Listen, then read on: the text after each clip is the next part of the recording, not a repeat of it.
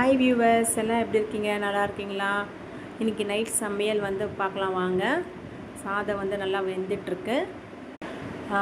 வீட்டில் கொஞ்சமாக கொத்தவரங்காய் இருந்தது. அதை கட் பண்ணிவிட்டு நல்லா டீப் ஃப்ரை பண்ணிகிட்ருக்கேன் ஆயிலில். நல்லா ஃப்ரை ஆன உடனே பார்த்திங்கன்னா கொஞ்சமாக உப்பு, அப்புறம் மிளகாத்தூள், மல்லித்தூள் போட்டு வெந்த உடனே நல்லா போட்டு நல்லா ஃப்ரை பண்ணிட்டு 2 மினிட்ஸ் விட்டுட்டு எடுத்திங்கன்னா ரொம்ப சூப்பராக இருக்கும். ஸோ நேற்று வச்ச குழம்பு இருந்தது, உங்களுக்கு தெரியும், நேற்று வீடியோவில் பார்த்துருப்பீங்க. அப்புறம் தயிர் இருந்தது. டேடி வந்துட்டார், அவங்களும் சாப்பிட்டுட்ருக்காங்க. ஸோ நானும் சாப்பிட்டு போகிறேன், வாங்க எல்லாம் சாப்பிட்லாம்.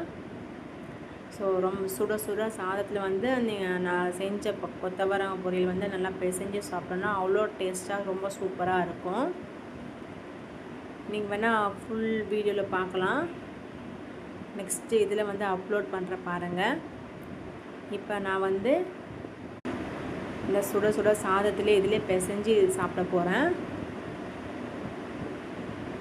ரொம்ப ரொம்ப சிம்பிளான ஒரு பொரியல்.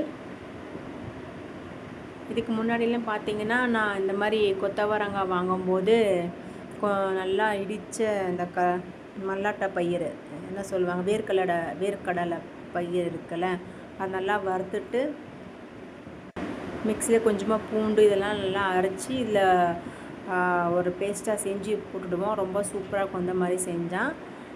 ஸோ இப்போ நான் பிசைஞ்சு சாப்பிட போகிறேன். ரொம்ப சூப்பராக மணமாகவும் இருக்குது. இந்த பாருங்கள், கையை வேறு சூட வச்சுட்டேன். நேற்று ஒன்றும் இல்லைங்க, டீ போட போனேன், டீ கொஞ்சமாக சிந்திடுச்சு. ஸோ தொடங்கி போகிறதுக்குள்ளே நல்லா இந்த அளவுக்கு வச்சிட்ருக்கேன். சூப்பராக எப்படி இருக்குது பாருங்கள் கை. ஸோ டேடி நேற்று வாங்கிட்டு வந்தாங்க சிப்ஸு, அது கூடவே இதுவும் வச்சு சாப்பிட்றேன். நீங்களும் இந்த மாதிரி செஞ்சு பாருங்கள். செஞ்சு பார்த்துட்டு எப்படி இருக்குது சொல்லுங்கள். ரொம்ப டேஸ்ட்டாக இருக்குது, ரொம்ப நல்லாவும் இருக்குது. ஓகே, பாய்.